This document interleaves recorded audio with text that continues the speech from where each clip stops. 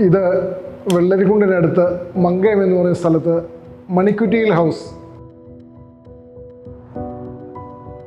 ഞാൻ ജോസി. ഞാൻ 15 വർഷം നേവിയിലായിരുന്നു. എൻ്റെ അനിയന് വേണ്ടി നിർമ്മിച്ച വീടാണിത്. അവൻ്റെ കോൺസെപ്റ്റിനനുസരിച്ച് ഞാനാണ് ഈ വീടിൻ്റെ നിർമ്മാണ പ്രവൃത്തികൾ നടത്തി കൊടുത്തത്.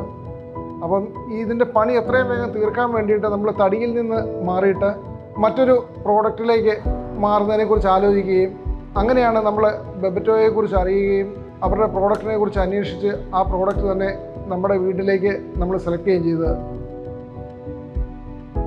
UPVC നമ്മൾ സെലക്ട് ചെയ്യുകയാണെന്നുണ്ടെങ്കിൽ നമ്മൾ കൺസ്ട്രക്ഷൻ്റെ ചെയ്യുന്ന സമയത്ത് നമ്മൾ അതിൻ്റെ ഏരിയ ഒഴിവാക്കിയിട്ട് കഴിഞ്ഞിട്ട് നമുക്ക് പണി എത്രയും പെട്ടെന്ന് തീർക്കാൻ പറ്റും.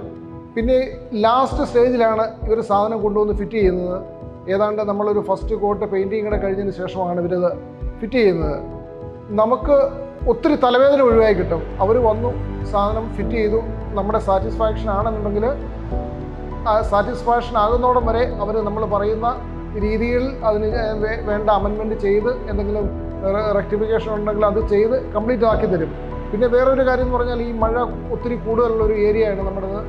നമ്മൾ ഏതു നേരം ഈ മഴ ഇത്രയും കൂടുതലുള്ളത് കൊണ്ട് മഴക്കാലത്ത് നമ്മുടെ തടി ഒരല്പം വികസിക്കും. നമ്മുടെ ഡോർ അടയാൻ ബുദ്ധിമുട്ട് വരും, കൊളുത്തിടാൻ ബുദ്ധിമുട്ട് വരും. വീണ്ടും നമ്മൾ ഈ പണിക്കാരുടെ പുറകെ നടക്കണം.